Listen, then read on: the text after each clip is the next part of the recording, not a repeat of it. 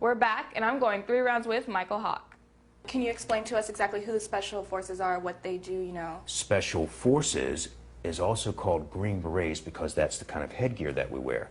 We do unconventional warfare, which is synonymous with guerrilla warfare. Okay. Our primary role is to go behind the lines, link up with indigenous people. We know their language, their customs, their culture. We live with them, we eat their food, we dress like them. We win their hearts and minds by doing those things, and then we help them basically overthrow their government. And if we do our job well, we consider that no one even knows that we were there. They get all the credit for it. So that's why our nickname's kind of the quiet professionals.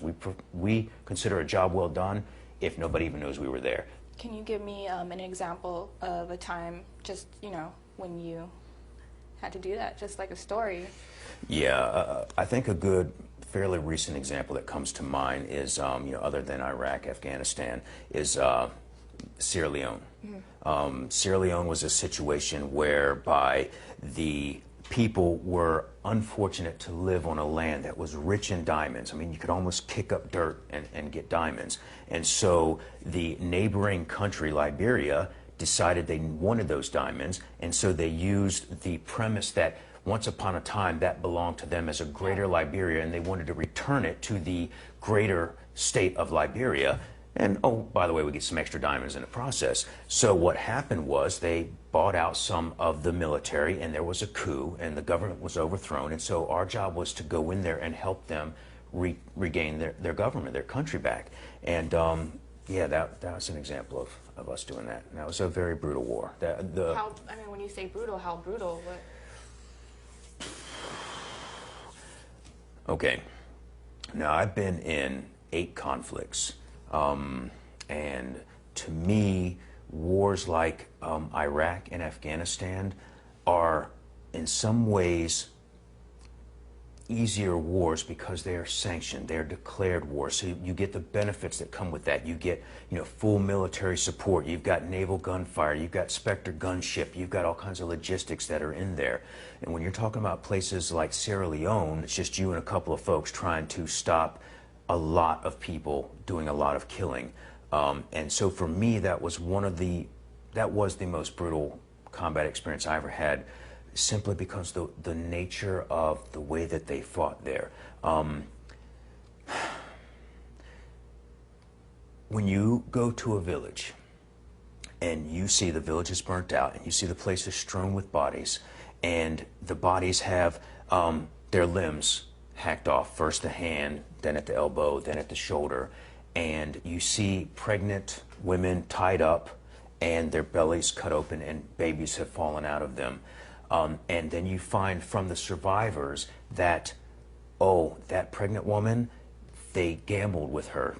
They made bets to see if a boy or girl would fall out, and then they sliced her open while she was alive. That's how they killed her. Oh, those people who have their hands and elbows and shoulders cut off, those were the mothers and fathers of the boys, and they made them chop their own parents' limbs off with dull machetes while singing songs. And if they did not do that, they would kill the children as well. And then once they did that, they made those kids their child soldiers. When you come into that village after village, month after month, and you see that's the way that they're waging war, you can't unsee that. Right. And so for me, that kind of thing is something that's real, and it's something that's out there, and it's what these special operations guys face, because often they go in and nobody knows where they're going, nobody knows what they're doing, and we're trying to help those people help themselves without taking the credit for it. And that you can't call the newspaper and say, hey, look at what they're doing. You know, you can't get popular opinion behind that, because you're not supposed to be there. And if they do know you're there, well, then they're just going to kill those people, and those people will never stand a chance of getting their government changed in the first place. What's the situation where you least trusted those around you? I've had situations where, for example, in Azerbaijan, I lived and worked with these guys. I treated their wives and their children, And they told me, they called me Doc, because I was an enlisted guy before, and they said, Doc, we love you like a brother, but we just want you to know that if the president says, I have to whack you, I have to whack you, and it's a really awkward moment when, it's like, man, I love you, man, but yeah, okay, go ahead, dude, shoot me in the head, But that is the reality, because that is their country and that is their family, and they don't have a choice. So there's a bonding, but there's a harsh reality of the bigger picture at the end of the day.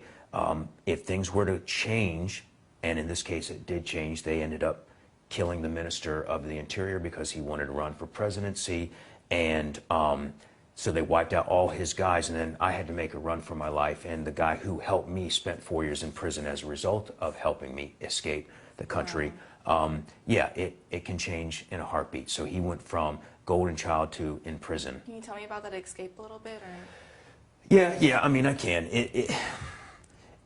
It's a bit convoluted. This is, shortly after the wall comes down, okay, the Cold War is over, all the republics are kind of falling apart. Everybody's trying to get on their own feet, reclaim their identity after 70 years of forced Soviet rule. So the people that we were working for quickly fell out of favor. They went away. Literally, where their headquarters was surrounded in the middle of the night by tanks and artillery, and they were bombarded into rubble, and they were dead. And then it was a scramble to get out. So this friend that had become like a brother to me, he knew what was going on, and he knew that they were coming for me, and so and he risked his life to use his pass, his special guards pass for the president, to walk me through all the security and get me on the very first plane getting out of country. And it was, I mean, as retardedly cliche as it gets, the plane is going on the runway. Fortunately, it was for another country, not their country's airline, and so they wouldn't stop, even though the jeeps were, telling them to stop, and they took off, and I escaped. But for him helping me, of course, he was at the airport, so they put him in jail for 4 years. Listening to you talk about it, you're not emotional, but it obviously bothers you. How do you do it? How does it not break you down? How do you train your mind to take it in? If you believe that what you're doing is right, then you realize that the risk may be death, we're all going to die anyway, it's just a matter of how and when. So you believe in a cause and you're willing to die for it. At the end of the day, that's probably what sets the special operations guys apart from most of the other guys, is because, one, you're a professional soldier, or you may be a natural fighter. The other one is you are a warrior. It is a way of life, and you have a belief. You have made your peace with your maker, whatever your belief in death is, and you accept that, and so you no longer fear that. Yeah. That's the big thing. You're past that hurdle. Now it's just, what's my cause, and how can I get it done? And I thought being a talk show host was hard. We'll be back with more Mykel Hawke.